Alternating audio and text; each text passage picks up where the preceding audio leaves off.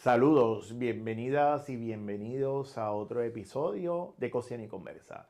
Esta plataforma a través del podcast nos permite mantener diálogos y conversaciones relacionadas con las realidades puertorriqueñas y cómo podemos proveer alternativas para la construcción del Puerto Rico que merecemos.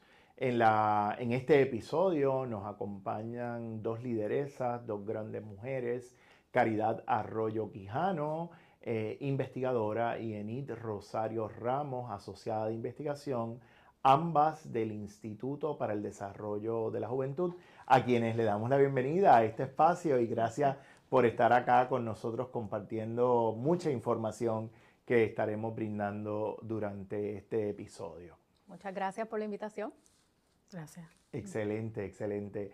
Es importante que nosotros desde la COSIANI, que es la Cooperativa de Servicios Integrados a la Niñez, que ya este año cumplimos 20 años, la cooperativa se desarrolló y surgió de la necesidad de fortalecer los servicios para la niñez temprana y para aquellos proveedores y proveedoras de servicios vinculadas con el tema de la niñez temprana. Estamos hablando de hace 20 años, donde las realidades sociales, políticas y económicas del país eran muy distintas a las realidades que hoy presentan.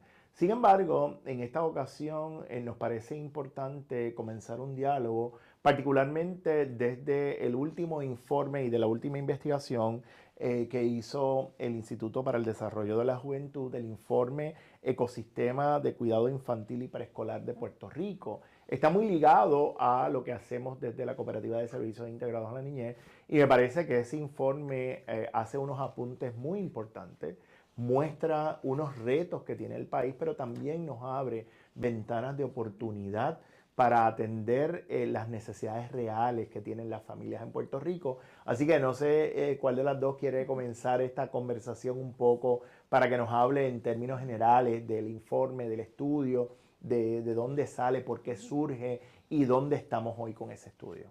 Bueno, yo creo que yo puedo empezar la conversación a nivel general y después lo voy a dejar a la compañera Caridad, que fue una pieza clave en hacer el estudio para que ella explique más a fondo.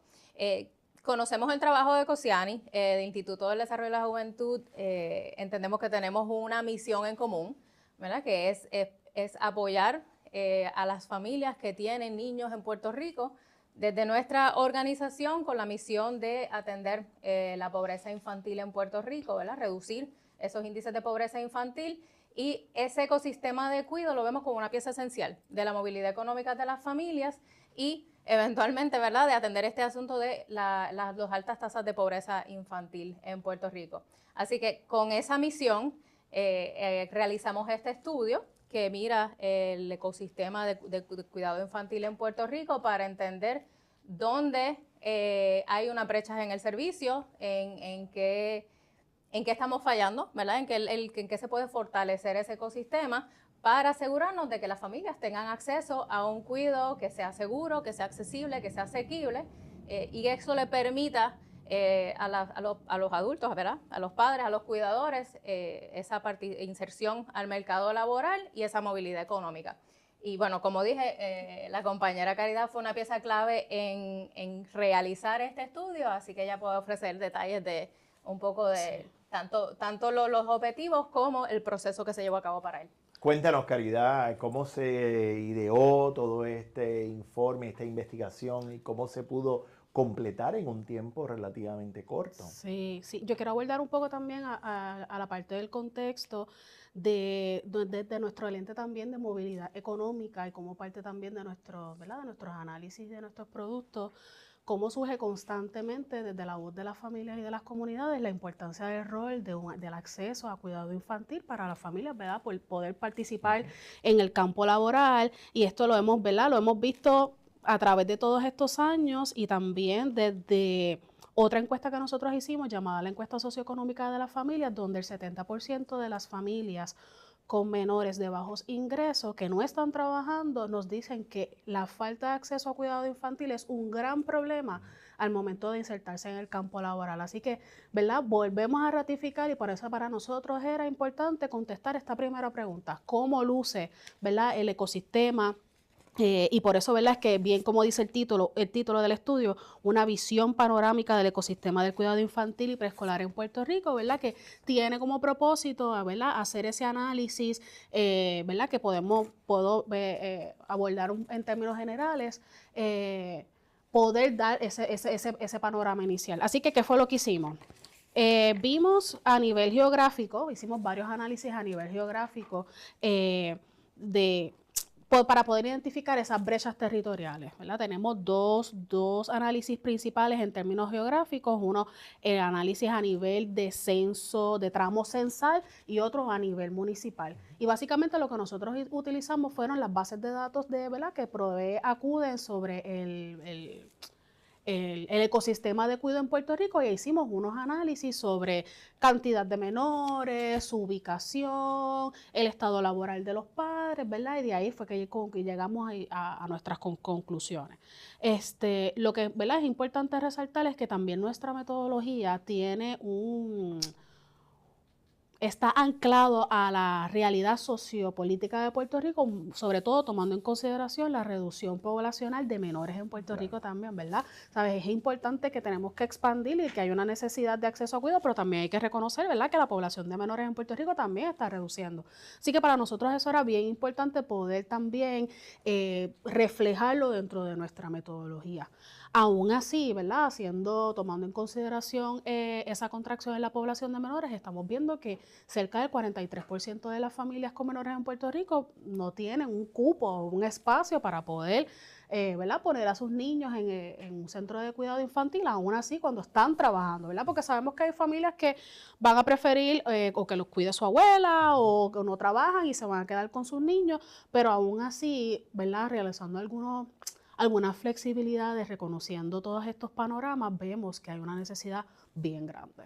Y yo creo que uno de los grandes retos, particularmente que me parece que recoge este estudio, es un poco ubicarnos en tiempo y espacio, no tan solo desde la realidad demográfica que plantea un reto para el país y cómo eso ha sido impactado en la asignación de recursos federales principalmente, que eso también es un asunto que tenemos que discutir porque nuestra estrategia de país se ha limitado a la utilización y la asignación de fondos federales por muchos años y no es hasta tiempos recientes que hay una inyección de fondos estatales de forma bastante limitada, pero no tan solo eso, sino en el aumento en los costos para la operación del servicio, particularmente desde indicadores de calidad, ¿verdad? Entonces un poco como todo esto y mirándolo, utilizando las realidades sociales, económicas y de infraestructura, pasado el huracán María, cómo queda la infraestructura de servicio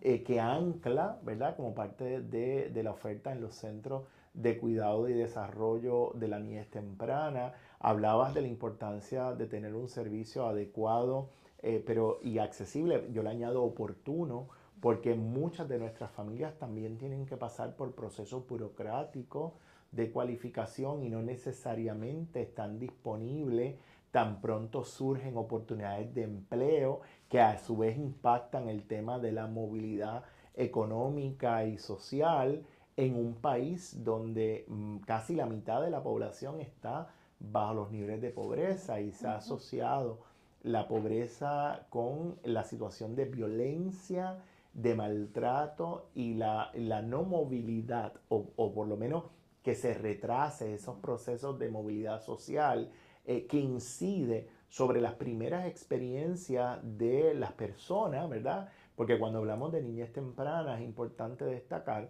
que lo que pasa en esos primeros años de vida va a marcar el éxito o el fracaso de una persona en su desarrollo como un ser humano, ¿verdad? Claro. Entonces, cómo limitamos el acceso a servicios y cómo todo eso incide en la construcción de la sociedad que aspiramos a moverlo. Entonces, esto tiene muchos matices, muchas miradas, muchas interseccionalidades que es necesario mirar, pero me parece que uno de los datos más relevantes que nos plantea esta mirada panorámica es dónde están las brechas más importantes y yo creo que eso debe llamar la atención para identificar de forma inmediata alternativas para tratar de cerrar esas brechas. Háblennos un poco sobre esas brechas que identifican ustedes en esta mirada panorámica.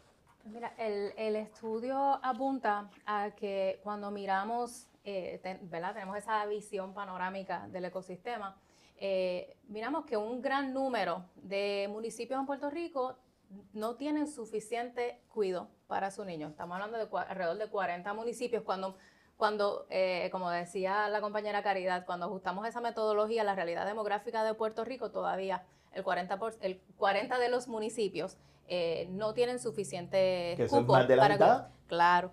Y si miramos, ¿verdad? La otra parte de la metodología que mira los tramos censales, entonces miramos que también incluso municipios que no se considerarían un desierto de cuidado a nivel municipal, tienen muchos de sus tramos censales que también no tienen acceso a cuidado. Y esto lo vemos más de manera más profunda en aquellos municipios que están fuera del área metropolitana, en el área central de Puerto Rico, en el área sur, y en comunidades que ya están vulnerabilizadas, pero en aquellos municipios con altos niveles de pobreza, vemos que entonces este problema se ve de manera más profunda. Y obviamente cuando miramos, ¿verdad? Tenemos como misión promover el desarrollo económico de estos municipios, pero también la movilidad social de las familias. El acceso a cuidado, la falta de acceso a cuidado es algo que te tiene que atender urgentemente. Y me parece interesante e importante que se plantee esta mirada panorámica un poco para empezar a identificar dónde están las necesidades inmediatas, ¿no?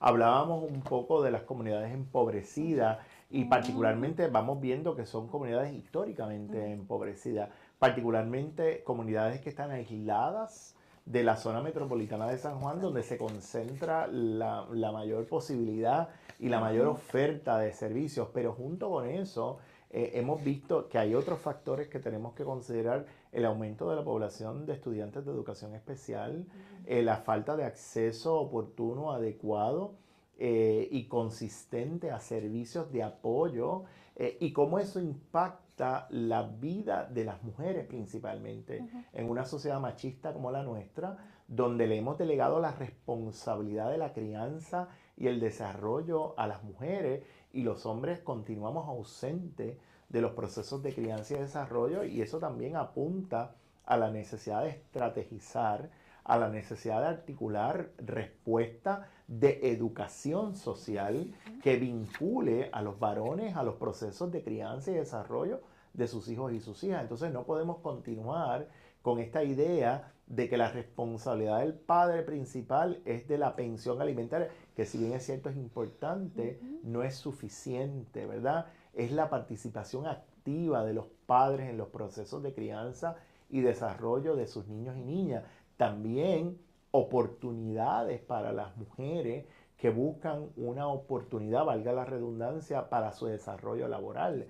Porque, y si miramos cómo está construido el servicio, está construido utilizando un modelo bastante tradicional, donde muchas mujeres con las que nosotros hemos tenido interacciones plantean: ¿qué pasa conmigo que yo trabajo en horario nocturno, que en horarios de fin de semana, en horarios no tradicionales? ¿Qué alternativas yo tengo si vivimos en una isla donde la economía, el desarrollo económico ha sido principalmente a estrategia de servicio, y esos servicios se ofertan durante horario no tradicional? Entonces, ¿cuál ha sido la respuesta, si alguna? Y no sé si han podido hacer este análisis sobre las realidades de particularmente las mujeres, y esto vinculado al tema de la feminización de la pobreza, no como un cliché, sino como una realidad, ¿verdad? De que dónde están los énfasis en Puerto Rico y cómo hemos articulado o no hemos articulado políticas públicas que avancen desde la equidad a la oferta de oportunidades para las mujeres. Sí, quiero aprovechar un poco para darte más específico esos municipios que identificamos con las mayores brechas y o desiertos. Entre ellos se encuentra el municipio de Peñuelas, Ceiba, Morovis, Comerío, Guayanilla, Loíza, Vieques, Ciales, Jayuya, así que estamos viendo, ¿verdad? Lo que es la zona suroeste, que por ejemplo, en el caso del índice de bienestar que nosotros también realizamos todos los años, coincide con algunos de los municipios donde las tasas de pobreza infantil son las más altas, en donde supera el 80%, ¿no? Con respecto a lo que mencionas de los horarios, sí también es algo que lo hemos abordado como parte de nuestras encuestas y ciertamente los horarios variados también se identifican como una de esas grandes barreras al momento de insertarse en el campo laboral. ¿Qué nos han estado diciendo las familias? Que, ¿verdad? Si soy participante de, ¿verdad? De Acuden, el servicio es hasta cierta hora o, ¿verdad? O estoy dentro de, ¿verdad? Del horario escolar. Puedo trabajar, pero puedo trabajar dentro de este horario, ¿verdad? Entonces, aquí hay un rol bien importante también del sector privado, de que en efecto, si hay unas familias que quieren trabajar, que se quieren superar, pero que ciertamente tienen un horario limitado en el cual pueden, ¿verdad?, ser parte de la fuerza laboral. Y como usted dice, no necesariamente tienen otras estructuras de apoyo, ¿verdad?, familiares que le permitan mantenerse por más tiempo, ¿no? Así que el llamado también es a la importancia del rol del sector privado también, de reconocer, ¿verdad?, de que hay unas personas, ¿verdad?, en nuestra sociedad que tienen unos horarios particulares y que no todo el mundo tiene disponibilidad completa para un part-time. Claro, claro. Y me parece interesante que empecemos a mirar desde la honestidad cuáles son las realidades y los retos que tenemos como país para comenzar a articular respuestas a las necesidades, porque históricamente nosotros hemos replicado los modelos de los Estados Unidos que no necesariamente se adaptan o reflejan las realidades y las necesidades de las comunidades en Puerto Rico. Mencionaba los municipios donde se identifican las mayores necesidades, particularmente atado a los terremotos del sur. Vimos el tema de Vieques y Culebra, ¿verdad? Sí. Particularmente el tema de Vieques con relación a las carencias que tiene la sociedad viequense, los retos que enfrentan nuestros hermanos y nuestras hermanas viequenses con relación al acceso a servicios y la conectividad o desconexión que tienen para lograr atender sus necesidades dignamente, ¿verdad? Y tener las mismas posibilidades que tenemos en la Isla Grande y que se nos olvida que también merecen tener igualdad de oportunidades y las condiciones dignas para su desarrollo social y económico.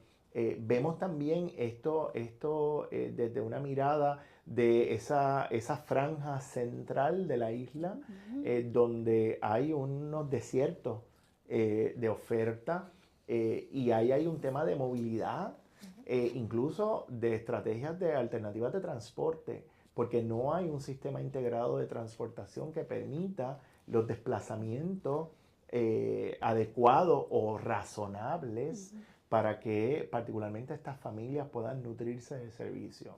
Desde el año 2025, a nivel de los Estados Unidos, hemos visto un cambio en la política nacional y hemos visto cómo a través de las agencias federales ha habido una realineación, incluso establecer unas prioridades muy distintas a las que habíamos tenido desde el gobierno federal hasta diciembre del año 2024. Recientemente se ha planteado un cambio en las estrategias, un cambio en los acercamientos, un cambio incluso en temas de priorizar el acceso a servicios y la asignación de fondos. Con todo este panorama que surge a nivel nacional, ¿cómo se traduce eso a nivel de nuestras comunidades? ¿Cómo incide, si inciden de alguna manera, en el tema de la pobreza o en el tema de servir esas comunidades que ya ustedes han identificado que tienen unas carencias y unas necesidades no cubiertas? Yo creo que en ese tema podemos hablar, ¿verdad?, de unos cambios que pretenden ¿verdad?, lo que se llama flexibilizar algunos de los requisitos que tienen que ver con el acceso a cuidado precisamente. Y para nosotros es importante que se mire en este momento, ¿verdad?, cuando hablamos de flexibilización de regulaciones, esa flexibilidad se puede mover en diferentes direcciones, ¿verdad? Así que para nosotros es importante que como país se tome la oportunidad de expandir el acceso, de aumentar la asequibilidad del servicio y de asegurarnos de que los niños y sus familias estén bien servidos en Puerto Rico. Porque tenemos, dentro de un marco regulatorio en Puerto Rico, podemos hablar, por ejemplo, del el plan decenal para reducir la pobreza infantil, ¿verdad? Que eso es un compromiso de gobierno, que hemos plasmado, ¿verdad? En este plan decenal una meta de reducir la pobreza infantil a un 50% en los próximos años. Así que si entendemos que el cuido, ¿verdad? El acceso a cuido y a otros servicios a las familias promueve la movilidad económica y es necesaria para el desarrollo económico del país, no se debe tomar esa flexibilización o esa desregulación como una oportunidad para dificultar más aún el acceso a cuidado, sino expandirlo y asegurarnos de que las familias, como dijimos, tengan un lugar que es seguro, que sea accesible y que ellos puedan cubrir con el ingreso que tienen, que sabemos que para muchas familias es limitado. Me gustaría que también pudiéramos reflexionar sobre algunas de las preocupaciones que se ha planteado desde el sector de la niñez temprana y el significado que se le ha dado a esa concepción de desregulación, ¿no? La preocupación principal apunta a la pérdida de calidad en la oferta de servicios, porque entonces comienza una carrera económica principalmente, donde se habla también de la limitación de los centros delegados, ¿verdad? Que han establecido la zapata y la infraestructura histórica para asegurar la continuidad del servicio de la familia con las realidades de las familias puertorriqueñas que trabajan, ¿no? Donde esas familias son iguales que usted y yo, donde hoy no necesariamente ese niño o esa niña va a poder llegar al centro porque mamá tiene una necesidad, porque papá tiene una necesidad o porque el niño o la niña tiene una necesidad particular, ¿verdad? Y eso, si lo tomamos a la luz de cuáles son las realidades que tiene el país, ¿no? La fragilidad del ecosistema y de la infraestructura. Por ejemplo, estamos en un proceso de sequía, estamos en unas carencias y en unos planes donde hay racionamiento, ¿verdad? Del servicio de agua potable, donde aumentan los costos de la energía eléctrica. Y eso tiene un impacto en las familias, pero también en los operadores del sistema. Y cómo eso va a afectar o va a incidir la calidad de los servicios para asegurar la continuidad de ese servicio en momentos tan inciertos como los que vivimos. Me gustaría que un poco reflexionen sobre eso y nos planteen cómo eso, a la luz de lo que ustedes han identificado en el informe, cómo eso si de alguna manera también está afectando el acceso oportuno y adecuado a servicios. Sí. Bueno, dentro de nuestro análisis, como bien menciona, ¿verdad?, mi compañera Enid, la flexibilización también es buena en ciertas circunstancias, ¿no? ¿Verdad? Porque muchas veces en distintos programas gubernamentales, pues, no, ¿verdad? No todos los estados y jurisdicciones tienen el mismo comportamiento o necesidad, así que tener algún tipo de flexibilidad que se pueda amparar a ¿verdad?, a las necesidades locales y que le permita al Estado, ¿verdad?, local poder, ¿verdad?, utilizar esas flexibilidades en pro, ¿verdad?, del servicio y del bienestar de sus familias, pues nos da, ¿verdad?, una área de oportunidad de salir de esa camisa de fuerza que en muchas ocasiones, ¿verdad?, cuando hablamos del sistema de protección social siempre nos dicen, o ¿verdad?, usualmente nos dicen, es que esa es la reglamentación federal y yo no puedo hacer nada. Así esa es la principal justificación. Esa es la principal justificación, ¿verdad? Así que, como bien dice mi compañera Enid, tener un poco de flexibilización o bien puede ser para aprovechar todas las oportunidades y brindar un servicio oportuno, asequible, ¿verdad? Y que pueda brindar todas las necesidades que tiene la familia o convertirse en una tragedia, ¿no? No obstante, ¿verdad?, entendemos que ya el gobierno ha reconocido que hay una necesidad bien grande con esta primera aportación a nivel estatal de lo que es este programa, ¿verdad?, de Acuden Contigo. Así que pensar que esa flexibilidad se utilice de manera para deteriorizar, ¿verdad?, el sistema, ¿verdad?, entendemos que no debería ser el camino, ¿verdad?, que el Estado a nivel local quiera, ¿verdad?, recorrer o tomar, pero ciertamente hace falta el reconocimiento de, ¿verdad?, de de los centros, de las familias, de lo que verdaderamente necesitan para poder utilizar esas flexibilidades para sostener y fortalecer el sistema. Si hay algún momento para tener flexibilidad, para hacer los ajustes que antes a lo mejor no teníamos la posibilidad de hacerlo, el momento es ahora. Yo creo que todavía quedan muchos retos, ¿verdad? Y me gustaría tener cuál es su impresión con relación a que precisamente ya estamos a las puertas de que comience la efectividad de estos cambios. Sin embargo, no olvidemos que la asignación de fondos está atado a un plan estatal y hay unas estrategias que ya han sido aprobadas por el gobierno federal y eso requiere que haya un proceso de transición para asegurar que la elegibilidad y la continuidad de los servicios como los conocemos permanezca para una familia que no se afecte, ¿no? Y un poco todavía, por lo menos desde nuestra parte, todavía nos plantea algunas dudas que sabemos que no ha habido una respuesta total porque estamos en esos procesos y yo creo que uno de los grandes retos que tenemos desde los que administran, ¿verdad? Los recursos que recibe el Estado, cómo ha habido estos cambios en una situación de coyuntura sobre la realidad política de Puerto Rico. No olvidemos que estas son decisiones que se toman sin la participación de nadie que al final del día va a ser afectado, porque nosotros no tenemos representación y no incidimos en la toma de decisiones a nivel federal, más allá que la voz de una persona que nos representa en Washington, hasta ahí, ¿verdad? Entonces, ¿cómo esos cambios que se han hecho mirando las realidades, como dirían en buen español, del mainland, sin mirar cuáles son las necesidades particulares de los territorios? Y en ese sentido, pues Puerto Rico, las Islas Vírgenes, Guam y las Islas Marianas plantean unos retos muy diferentes a los retos que tenemos en los Estados Unidos continentales. Entonces, ¿cómo eso va a afectar el servicio y cómo vamos a tener una mirada atendiendo esos retos? Pues todavía no lo tenemos muy claro. Sin embargo, en esta coyuntura, ¿cómo ustedes ven cuál debería ser la estrategia que utilice el Estado para, mirando los hallazgos de este estudio, aprovechar la oportunidad y la coyuntura histórica para atender esas necesidades que están al descubierto todavía hoy? ¿Cómo ustedes ven esas posibilidades? Si es que se pueden ver en el panorama.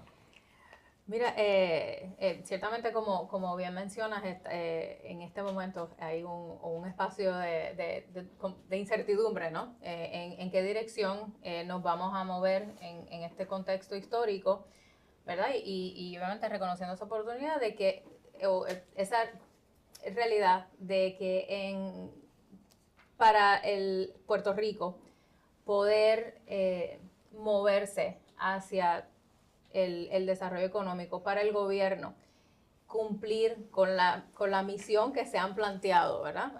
Que se han planteado de reducir la pobreza infantil, es importante que nos movamos en dirección de apoyar a las familias que son el ecosistema de esos niños, ¿verdad? Nosotros somos el Instituto del Desarrollo de la Juventud y entendemos que el bienestar de la niñez y la juventud está completamente atado al bienestar de los adultos dentro de su entorno familiar.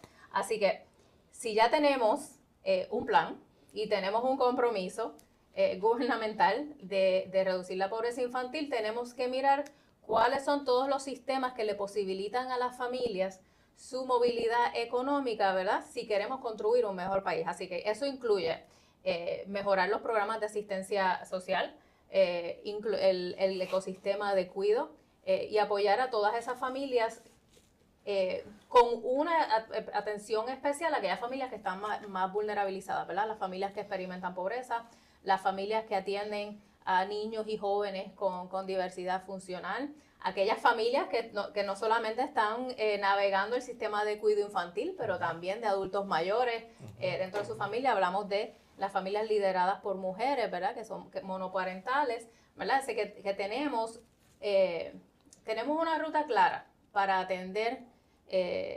Si tenemos la misión clara, deberíamos movernos en esa dirección de atender a esas familias que están más vulnerabilizadas, porque el desarrollo económico del país lo vemos completamente atado a esa movilidad económica de la familia.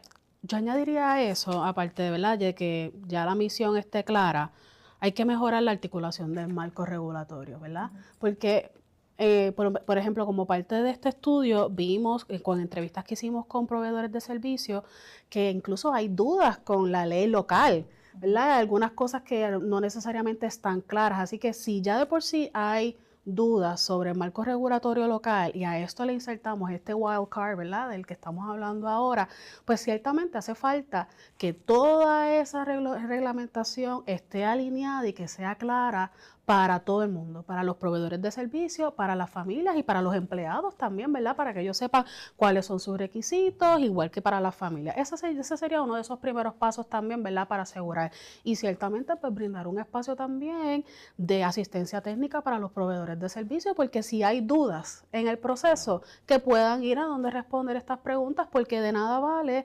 duplicar el esfuerzo para llenar un mismo papel, porque una ley no cancela el documento del otro y para estar seguros hacemos los dos.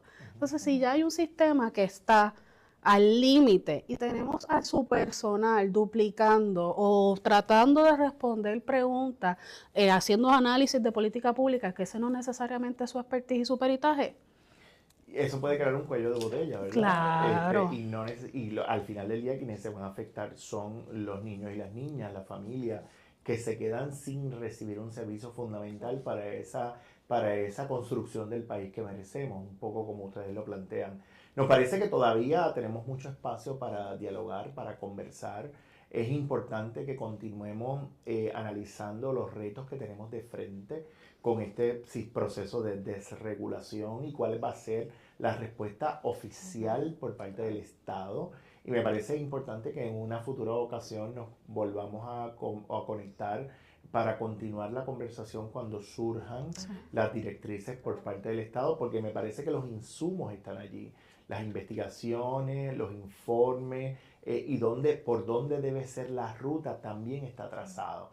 Ahora corresponde a las autoridades que articulan las políticas públicas y utilizan los recursos del Estado que pongan, ¿verdad?, esos recursos en las rutas que ya están identificadas y que se recomiendan después de haber hecho análisis considerando todos los factores. Así que en ese sentido le agradezco la conversación, la oportunidad, y nos parece que este tema requiere relevancia, requiere que lo mantengamos en discusión y requiere participación activa de todas las comunidades, ¿verdad? Y yo les felicito al Instituto para el Desarrollo de la Juventud por este informe, pero también hago un llamado a las comunidades, que ustedes, si bien es cierto, ustedes son una voz importante, yo creo que hay que amplificar esas voces y que las comunidades también tienen que plantear cuáles son sus necesidades y que ahí nos corresponde a todos y todas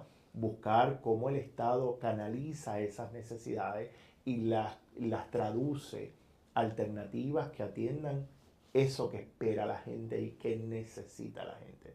Así que mi agradecimiento por participar. Van a ver el enlace del informe en el cintillo que aparece aquí.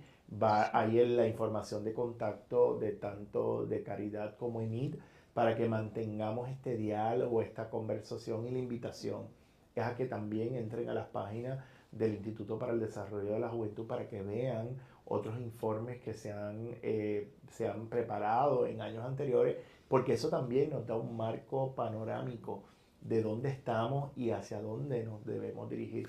Así que mi agradecimiento por la oportunidad. No sé si quieren unas expresiones finales para cerrar esta conversación. Bueno, yo agradecido también del espacio de hablar sobre este tema importante. Creo que estamos alineados en la misión y ya de una vez oficialmente aceptamos esa invitación a continuar la conversación y a ser parte, ¿verdad?, de esa comunidad que puede unir esas voces en pro de las familias que están criando aquí en Puerto Rico. Muy bien. Agradecida, aquí siempre en la mejor disposición para brindar el apoyo necesario. Amigas y amigos, llegamos a concluir este episodio de Cociani Conversa. Le invitamos a que nos busquen en las redes sociales, en Facebook y en Instagram, que visiten nuestra página web bajo cocianipr.org, para que conozcan más sobre las iniciativas que estamos desarrollando y la responsabilidad que tenemos como una cooperativa que busca articular y unir todos los sectores, desde el tercer sector, valga la redundancia, busca unir todas las organizaciones que damos servicio a las familias y las comunidades para fortalecer nuestro ecosistema de la niñez temprana. En momentos como este es importante que unamos nuestras voces, nuestras intenciones y la información para que nuestras familias puedan estar en una mejor condición.